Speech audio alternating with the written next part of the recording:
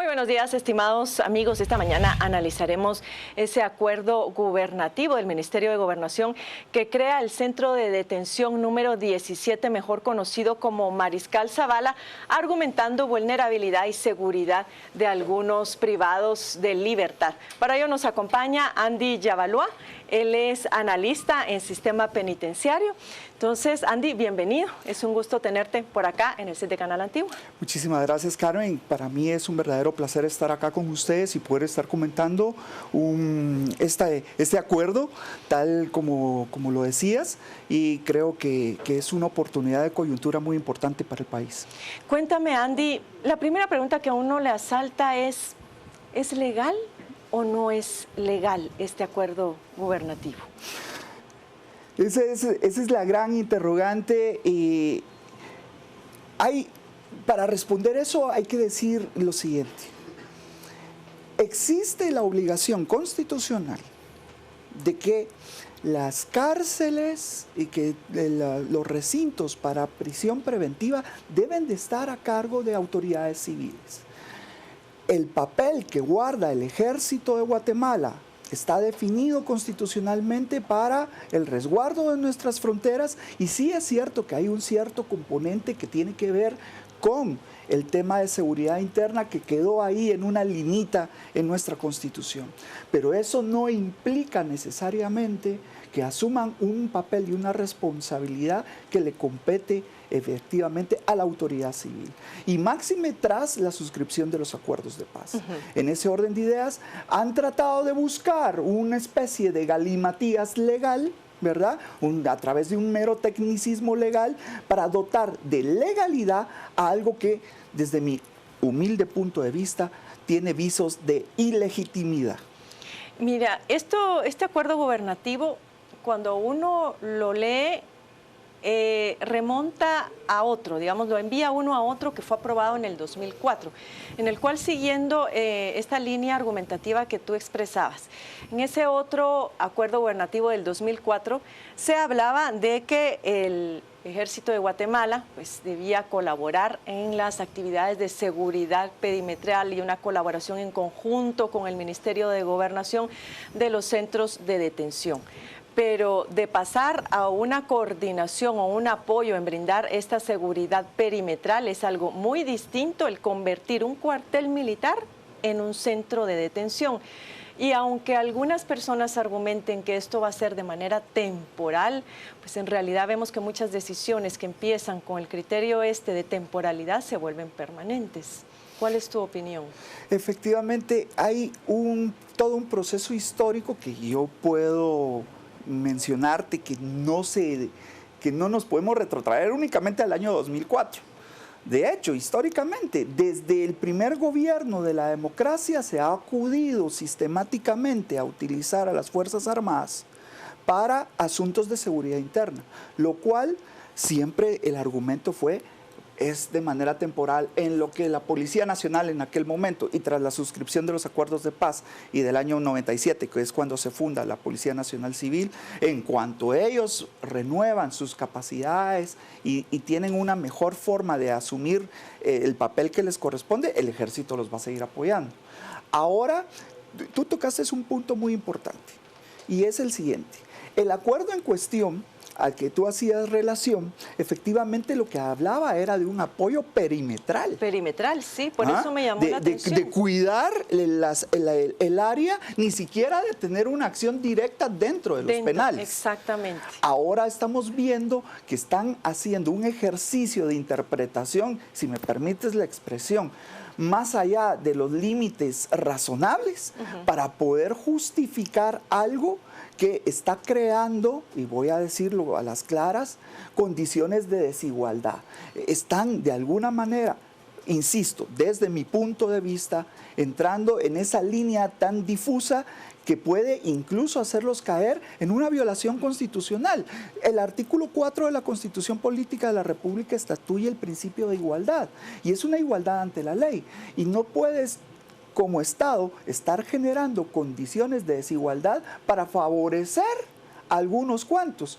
El acuerdo que hoy nos ocupa el 557 de 2015 estatuye exactamente condiciones de desigualdad, porque está de una vez estableciendo dos áreas, la A y la B, Sí. y está estableciendo ahí unos números incluso determinados, y lo que más llama la atención es el área B, que la están destinando para determinadas personas que están pendientes de primera declaración, y ya sabemos a quiénes van a destinar a estos recintos. Entonces, ¿tú sí crees que está hecho con dedicatoria? Te lo pregunto porque, mira, llama la atención. Si nos vamos un poco atrás en el tiempo, se permite recluir mujeres justamente un día después de que la ex vicepresidente Valdetti pues, es llevada a un centro de detención. Algo que se vio con mucha suspicacia, que se haya permitido ya la reclusión de mujeres, y en ese sentido, pues obviamente se quedó clara la dedicatoria de esta modificación. Después de esto, vemos ahora esta situación inmediatamente y bajo, digamos, en un horario que llama la atención, en condiciones que llaman la atención. Otto Pérez Molina es trasladado al Mariscal Zavala, él, su yerno, y también Juan de Dios Rodríguez. Ayer la gente decía, bueno, en realidad esto está siendo un privilegio más para el presidente, aunque su abogado lógicamente lo desmiente. ¿Tú cómo lo ves? ¿Tendríamos que ver esto con sospecha o efectivamente podrá ser una medida para garantizar la seguridad de estas personas por el tipo de delito y las circunstancias tan particulares que los hacen estar en prisión? Es improbable poder escrutar los designios de todas estas personas que indiscutiblemente, y sobre eso sí no nos tiene que caber la menor duda, siguen teniendo una manifiesta influencia dentro del gobierno de transición en el cual nos encontramos. Y esto se evidencia a través de este tipo de acuerdos. Saber si hay alguna teoría de la conspiración detrás es muy complicado, pero sí quiero hacer relación a esto. No debería de gestionarse casuísticamente, ni gestarse casuísticamente este tipo de situaciones. Llama la atención lo siguiente: ¿por qué voy a tener que acudir al Ministerio de la Defensa y al Ejército de Guatemala para poder tener unos centros de detención que sean adecuados para poder atender las necesidades del sistema de justicia nacional?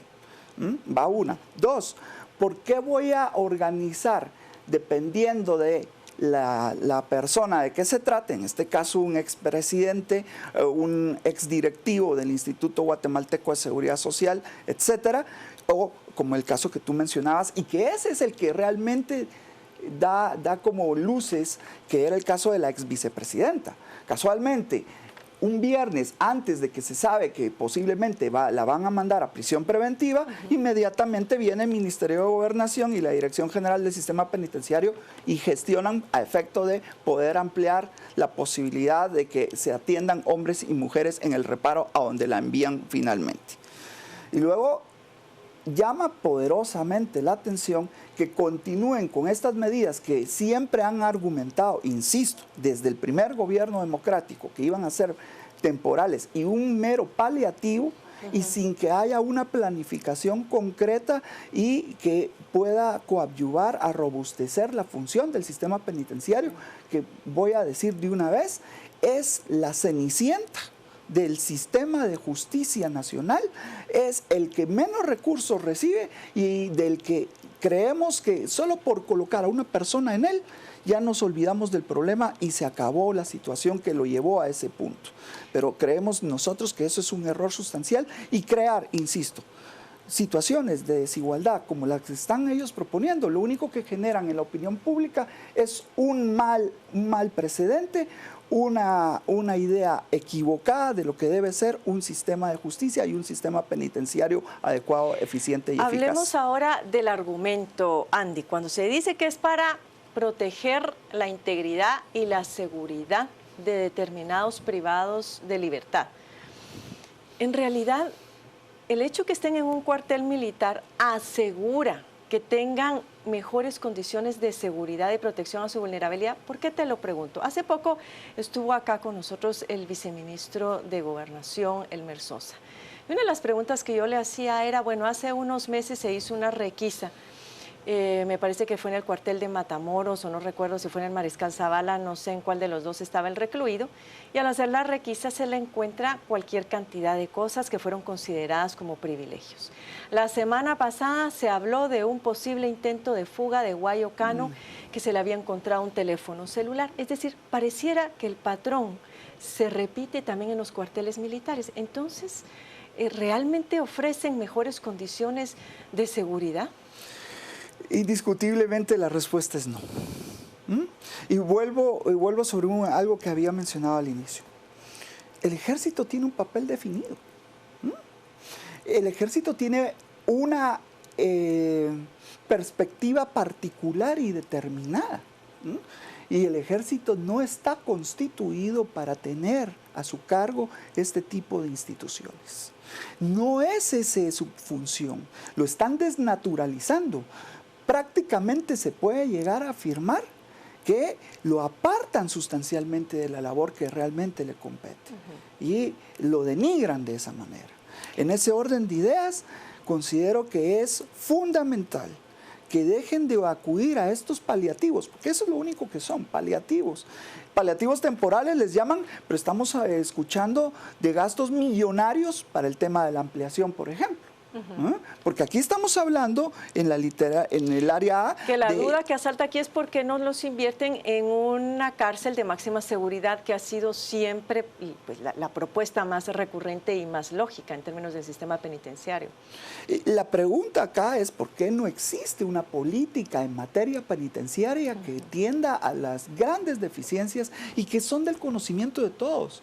A pesar de que existen estudios sobre la temática desde hace ya varios años y que cada vez se vuelven a reiterar, o sea, los hallazgos lamentablemente siempre son los mismos, ¿por qué no se aborda desde el tema de la gestión del recurso humano de la Dirección General del Sistema Penitenciario hasta el tema de llegar a consensos radicales y concretos con las compañías que prestan el servicio de telefonía móvil?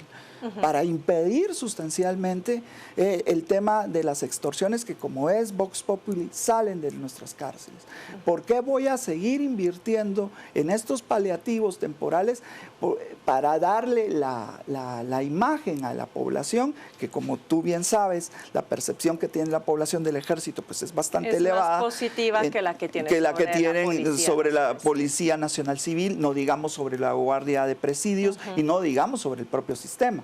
Entonces, populistamente se les está atribuyendo al ejército ese papel porque ellos están conscientes de ese posicionamiento en la opinión pública. Ahora, preocupa, Andy, en este caso, recuerdo otra situación, cuando Roxana Valdetti es llevada al hospital militar y el sistema penitenciario es quien da la seguridad perimetral.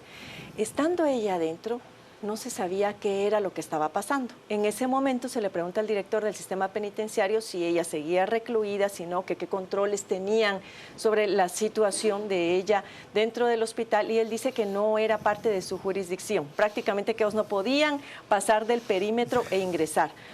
Ahora bien, esta misma situación vamos a estar viviendo ahora en los cuarteles. En realidad, ¿quién va a ser el responsable? ¿Quién va a asumir la responsabilidad en el momento en que algo suceda ahí adentro? Formalmente, y por ejemplo, el acuerdo acá lo menciona, formalmente le compete a la Dirección General del Sistema Penitenciario. Pero en la realidad lo que vamos a ver es que todo esto va a correr a cargo del estamento militar, a cargo del ejército, ¿verdad? Porque ellos son los que tienen el control de las áreas donde se ha dispuesto crear estos centros de detención. No es el sistema penitenciario, y además déjame decirte, el sistema penitenciario no tiene la capacidad instalada para poder atender estos nuevos centros que están creando.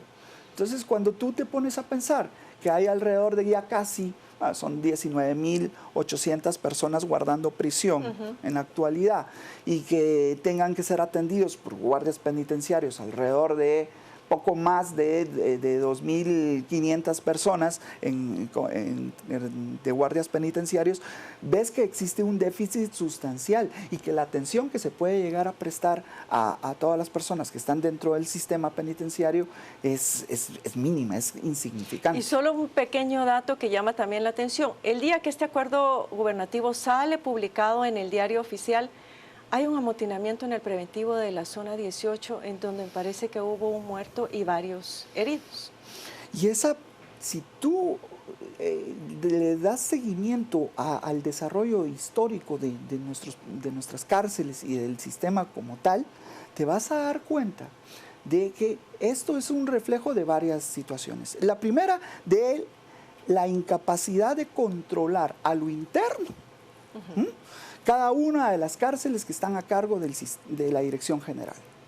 ¿Quién está a cargo de las cárceles realmente? Internamente. Son los mismos penados. Eso es inconcebible. ¿Tú crees que después de que se capturó a Byron Lima, la situación pudo haber tenido algún cambio o hubo alguna, no sé, sustitución de ese poder por otro, o sigue siendo él quien maneja el sistema penitenciario en este país? Porque se hablaba de eso, de que él era quien dirigía el sistema penitenciario como tal. Fíjate que de hecho se sigue